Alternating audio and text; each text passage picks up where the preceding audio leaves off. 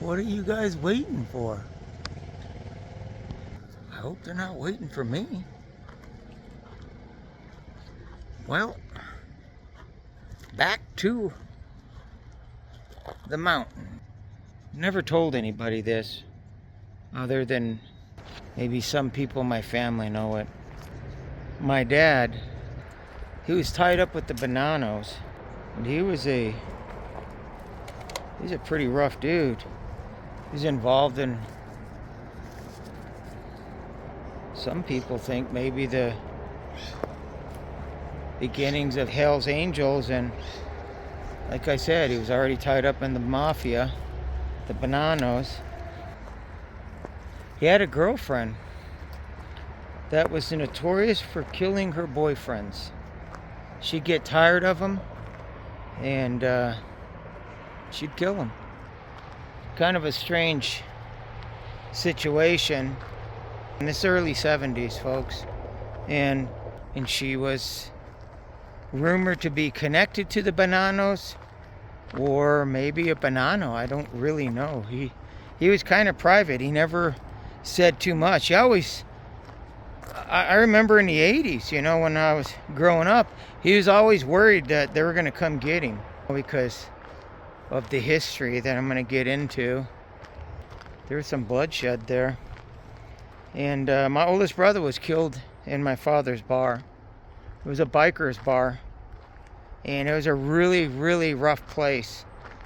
My father once told me, he says, you know, he just got tired of living in a world where there was no God. Remember him saying that. He's the most religious man that I've ever known, to be honest with you. He really believed what he believed. And he was definitely willing to die for what he believed in. You know, you have to have respect for that kind of faith, and he had it. Where do I even begin? There's so much to say. I'm not going to start from the beginning. I'm going to start. My brother was killed in my dad's bar. He got there and held his oldest son in his arms, and he used to say I set the stage for Mark's death. And it was a guilt he carried till he died. I remember visiting my brother's grave with him as a little kid. I was only 3 years old when Mark died. He told me he got tired of living in a world where there was no God. He said I was tired of living, but I was too much of a coward to unalive himself. That's a very dangerous person when you get to that point in your life. My father left the life, wanted to become a Christian, wanted to leave. He wanted out after my brother was killed in his bar. And I'll save that story for another time. But there's just some incredible stories. My dad's story is so unique. It has God in it, that's why. You know, it's just tremendous. I don't know how to explain it other than just tell you. The girlfriend that he had that was notorious for killing her boyfriends, she said, Gino, they say you found God and you're walking around naked in the desert. You're talking to the cactus. He says, you know too much. I'm going to send Guibo, and, you know, she had 2 bodyguards. And Dad said that he'd stick his chin out in front of him. And he said, just take one swipe at me. That's all it's going to take. And I'll rip you in half. So he'd taunt him. He just taunted him. My dad was crazy too. You know, it's like you don't start running around with some lady that's notorious for, you know, a mafiosa, notorious for killing her boyfriends when she gets bored of them, unless there's something wrong with you. And he was kind of crazy. And I don't want to say this, but I'm going to say it so you kind of get some context. He was a bad man. He really was. But even bad men can change. I can't tell you that he did this, but I'm going to just mention it. My sister's mother, we have different mothers, had the same father. In the 70s, came up missing. And all of her stuff, everything was found at my dad's house. And he said she just ran away. Never collected Social Security all these years. My sisters looked for her, and she just disappeared off of this planet, never to be seen again. And so that was before he started dating this woman that he called the Black Widow. Because, a Black Widow will eat the male. When it's finished with mating, it'll kill the male. So he called her the Black Widow, and that's what I'm just telling you the words he used. I'm not trying to offend anybody out there either, especially if this is anything to do with anybody's family. I do not know who these people are. I just know what I know. What I know is what I've told you. And so he kind of was a perfect guy for this person. He was tied to the unions. My father was the electrical unions. And my mother seen him arguing and fighting with this guy.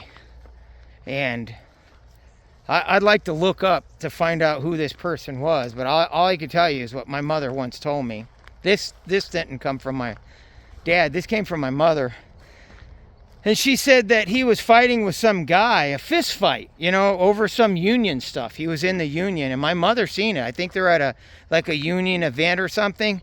And my dad's fighting with this guy, fist fight, yelling and screaming.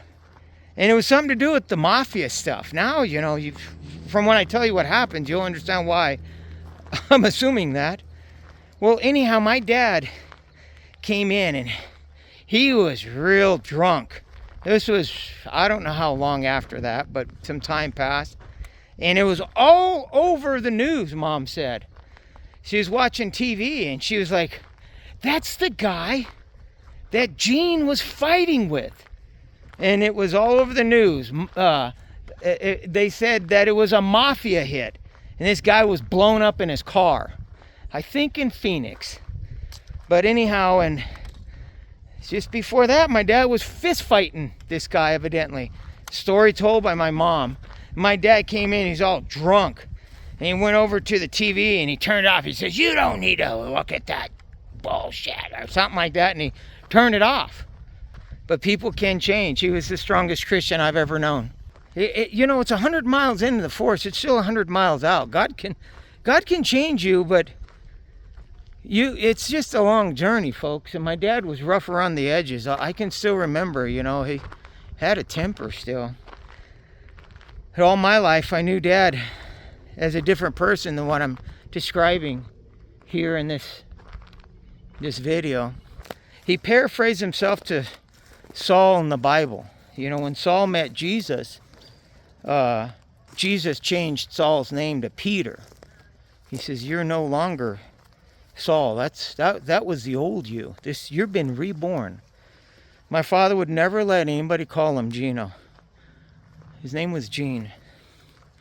And he said, sometimes God has to take the muckiest, the most filthy, despicable, the worst of the worst, reach down from the heavens and into the muck and the grime and the filth, the shit of the earth, and pull one man, one person out of the muck and the filth of the earth and shake the shit off of him and put him up on top of a mountain and say, that one is mine. That one belongs to me. Just to show that he's God. And he was talking about himself. He was something else. I miss my dad. It seems unfair to live like your whole entire adult life without your dad. So, my brother died. He buried him. He buried him on Valentine's Day. My dad just said he reached a place where he didn't want to be alive anymore. He went into the bar where Big Mark was killed. He went in there and there was a bunch of people in there, and he says, "Son, you have to understand, I ran with killers." He said, "A very dangerous man. They were killers." He said, "And I walked in that bar after my son was killed, my brother, and he said he just couldn't live this way anymore. He didn't want to breathe this air anymore. He just wanted to be over." And he locked the bar behind him, the doors, took the keys and latched it, locked the door to the bar with him and his so-called friends. He walked up to where the stage would be, where they'd come and play music in his bar. And there was a pool table right there. He said,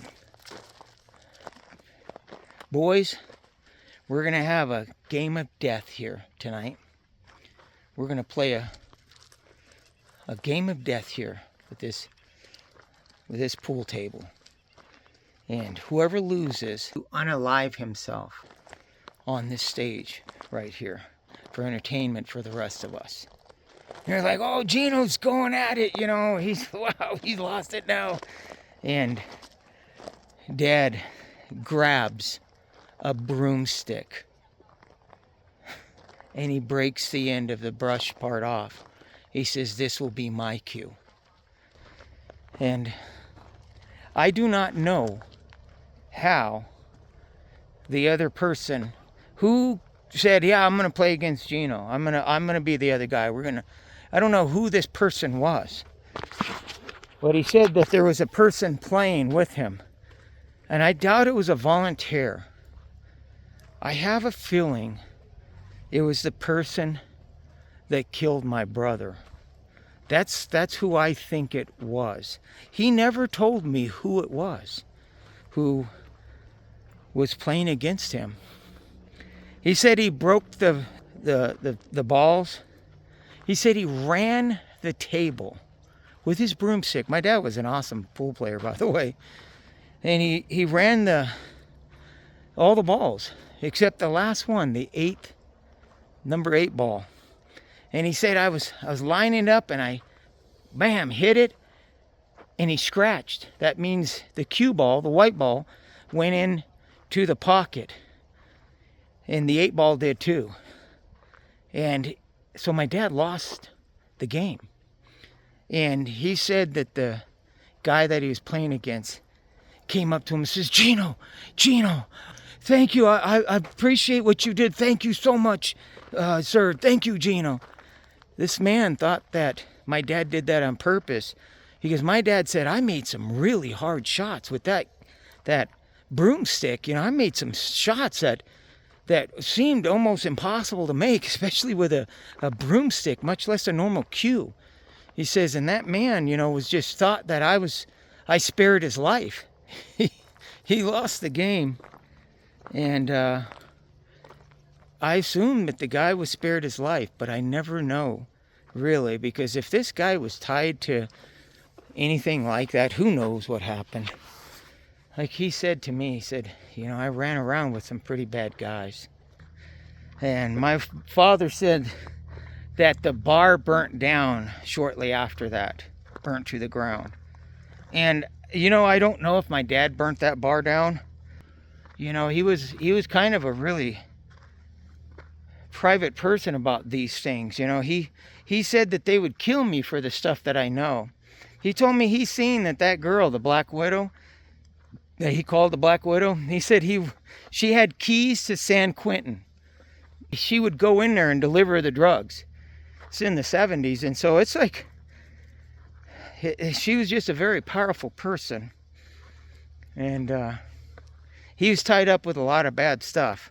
And I don't mean any disrespect to, you know, especially Senior Bonanno. I think my dad met him a few times. I couldn't tell you that for sure, but, you know, just no disrespect to the Bonannos at all. when I'm telling these stories, I don't know if she was a Bonanno. I don't know who she was. I really wished I knew, though. Now that so many years passed, you know how they say that it's water under the bridge? Yeah, that's it's got to be that way now. So I would really like to know the history of that stuff. But I'd have to tell you the story about the bodyguards and all the real death, or everything that really, the bad stuff that happened. There was so much that happened before he left the life. There's some story, it's called The Mob and God. And it's an audio of my father talking, telling a little bit of his story. One day I was out, a storm came up, and it hadn't rained yet, and I happened to be driving by the grave site where my son was buried, and he got shot and bled to death on my own barroom floor. Anyway, I was out at his grave, and I was miserable. Oh, was I miserable. And I was standing there, and I just looked up, and it just started drizzling, raining. And I says, Lord, why don't you just kill me and get it over with? And, buddy, I want you to know, in the next so many minutes went by, 10 or 15 minutes, a most vicious thunder and lightning happened, and just lightning all around me. And one almost got me.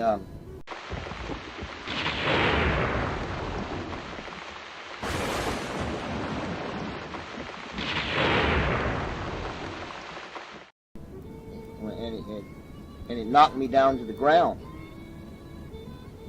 And it scared me. And I was really scared. And it brought me to my senses. And I remember saying, Lord, forgive me, I didn't mean that. I want to live. And the storm went away. And even the sun came out. And I was sitting there on my son's grave. And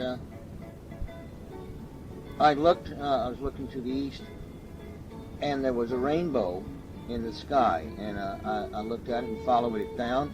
And it was right there in front of me. The end of it was right there in front of me. Maybe 20 to 40 feet in front of me, because I could see the trees on the other side of the rainbow. And I knew that this was a real rainbow, and it was that close. But I got on my hands and knees and looked at the edge of the grass to see if it actually come all the way down to touch the earth, and it didn't. It stopped about a foot. It was very dark colors. And just a half hour before that, the wind was blowing and all that stuff, and the storm and everything, and here it was so calm. And there's that rainbow. And I got calm inside myself, and I sat there, and I remember, the rainbow at Noah's Ark and that story and all that. And I just sat there. After all, I was sitting in a graveyard, and you can talk out loud, I guess. Get away with it. And I says, is that you, God? Are you real? Is it real? Are you real? And just seems like in my heart, if I didn't hear no voice, but it was so strong in my heart. And like the thoughts, look at you, how miserable you are. You're sitting here on your son's grave, and you think you're happy with all the things you've got, living in this big home up on a hill with a swimming pool and naked girls running all around, and you got all this money, and got everybody all patting you on the back that you're a big daddy, and you're involved in all these dope deals, and you got friends everywhere, and you go all the big rock concerts, and like not a dull moment in your life, but you're really miserable, and you're lonely, and you need me as your friend. And I'm jealous. You come here and you see, you come to your brother's grave, and I know you love him. In fact, you love him more than most fathers love their sons. You really love him. You wearing his clothes, and I looked, and I had my son's clothes on, because you got all his stuff on that he owned, his pottery and his paintings and stuff. You got it on the walls and you all that, and that's true. I had. And you even going out with his girlfriends, and that's right. I was trying to live his life, I guess. Anyway, seeming like that the Lord was dealing with me, and like giving me last call, and he seemed like he put it in my heart, says, I'm jealous. If you could love me like you love your son, I mean, if you could put me first in all that you do, I'd make your life worthwhile. I'd open the windows of heaven for you.